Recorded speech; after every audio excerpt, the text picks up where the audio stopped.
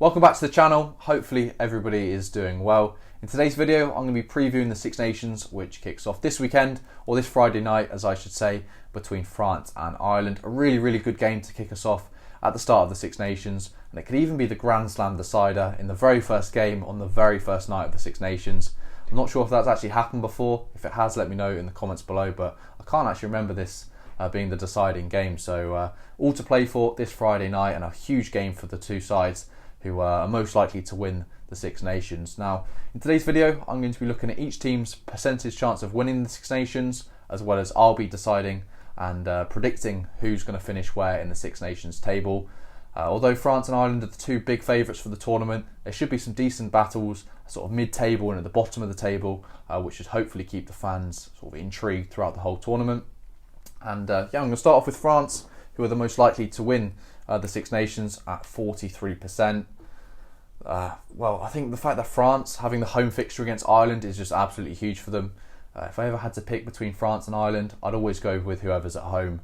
I think that makes a massive difference. When you look at like the emotional energy of the teams, being at home is just massive, as well as having all of your home fans behind you. It really does make a difference. So I'd expect France to get the win this weekend, although the Irish, well, I guess both the French and the Irish will be fueled on a massive amount of emotional energy coming off the back of the World Cup, wanting to right the wrongs of each team's respective quarter-final losses, both by slender margins as well. So yeah, there'll be an awful lot of emotional energy in the collisions. I expect to see a lot of big hits and yeah, big carries in there as well. But the French have got a really good chance of winning the Six Nations this year in front of their home fans. Something they couldn't do in the World Cup was win in front of their home supporters. So I'm sure they'll be really revved up to go and do that. They're obviously coming into the tournament without Dupont, which is a big loss for the French. He's really the heartbeat of that team.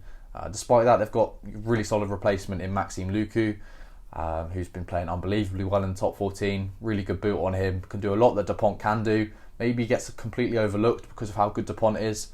If Maxime Lucu played for another country, he'd probably be the best nine in that country and thriving. So he gets his opportunity in this tournament.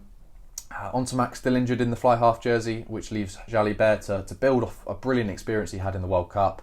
No matter if you win, lose or draw, it's brilliant experience playing in the top test matches, which will only benefit him going forwards. But the French forward pack is still menacing. You've got some real big ball carriers in there, the likes of sort of Olivon and your Alderweireld, who get through a stupid amount of work every single game. So the French have got plenty of leadership figures in the squad. And it does feel like they're going to be peaking over the next few years as the team sort of hit the peak age of a rugby player, sort of the late 20s, as the players like Jalibert sort of come into that age bracket. So only onwards and upwards for this French team. And yeah, I would say off the back of a really strong competitive top 14 competition, breeding all that talent in France, they're in a very good place at the moment.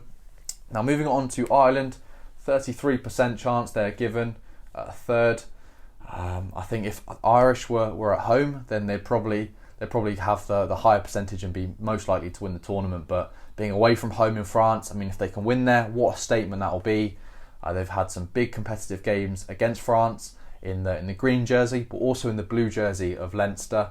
Leinster have played La Rochelle at the top end of Europe over the last few years. La Rochelle lost to Leinster at home in torrid conditions this season, but they've been very dominant over Leinster, not in terms of score margin, but in terms of results at the top end over the last couple of years in Europe. So the Irish will really want to go over to France. They can do it. They know they can do it now since they've beaten La Rochelle in France, but they want to go over and make a huge statement.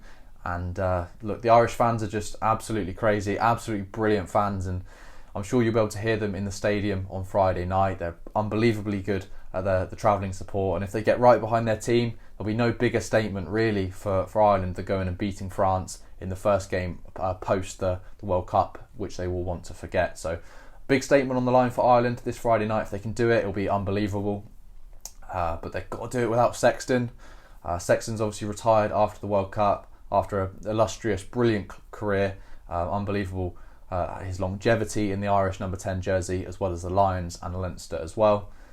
So Jack Crowley's probably most likely to take over the reins at 10 for the time being. Some really exciting prospects in Ireland in the 10 jersey of the likes of Sam Prendergast, Frawley's in there. You've got the Byrne brothers. So they've got some good hands in there, but it really needs one of them to take the lead and take the reins of this Irish team going forwards. Next, we've got England on 13%. You can see a huge drop off between France, Ireland, and then down to England. Don't understand this really, because England are the best team in the Northern Hemisphere. We got the furthest in the World Cup, is what I'd say if I was completely deluded. We obviously had a really favourable draw in that World Cup, so yeah, we definitely got the rub of the green in terms of the draw. But the English are coming off of a relatively sort of mixed up team, going to the Six Nations with a lot of players sort of moving on. A couple like Farrell who are sort of in the middle, whether they move on or come back after he does his stint at Racing 92 in France. So a rather mixed English team going into this tournament. It'll be interesting to see how they get on.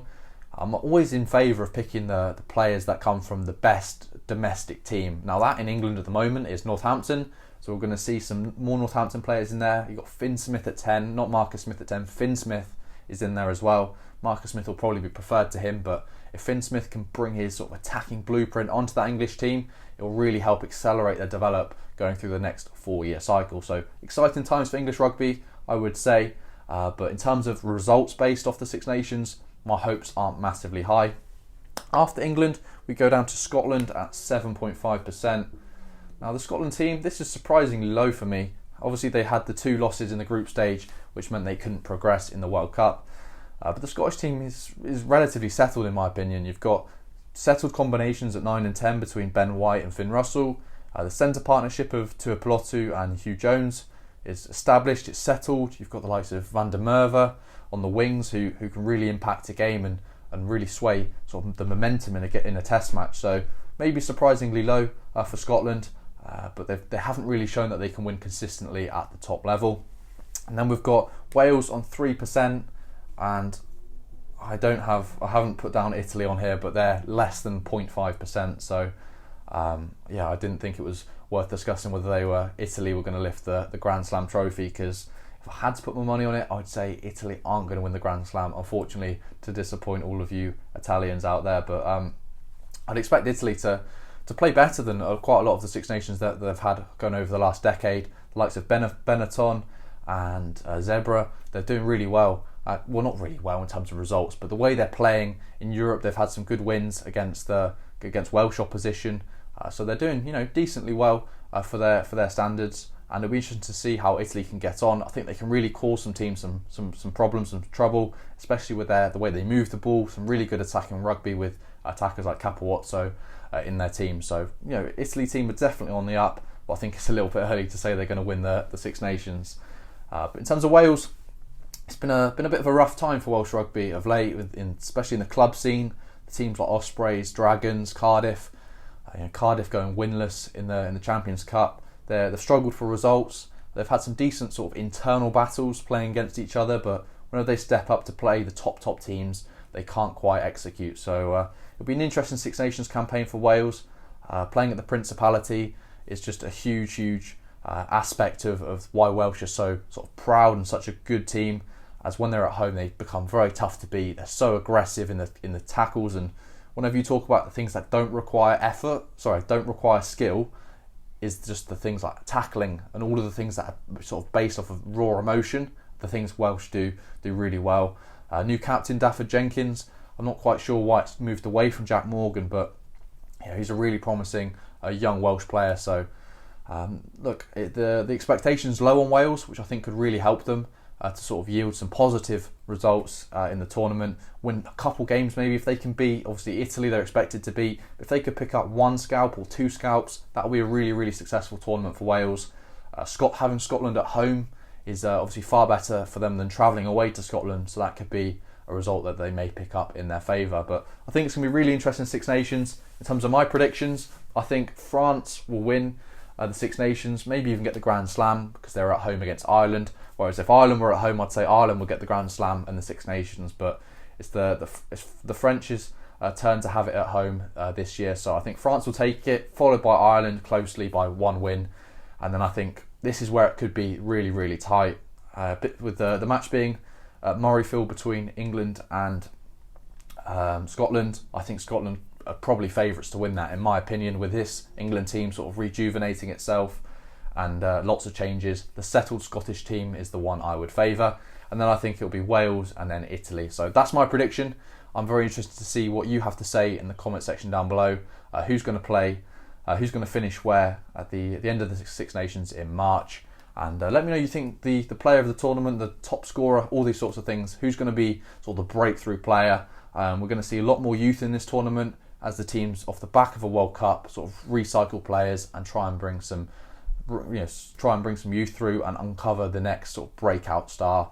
All to play for in this Six Nations, and I can't wait for this Friday evening. It's going to be an absolute battle between France and Ireland. Let me know your thoughts in the comment section down below, and stay tuned for the videos coming for the rest of the tournament. And yeah, I'll see you in the next video. Enjoy the game on Friday night. Take care.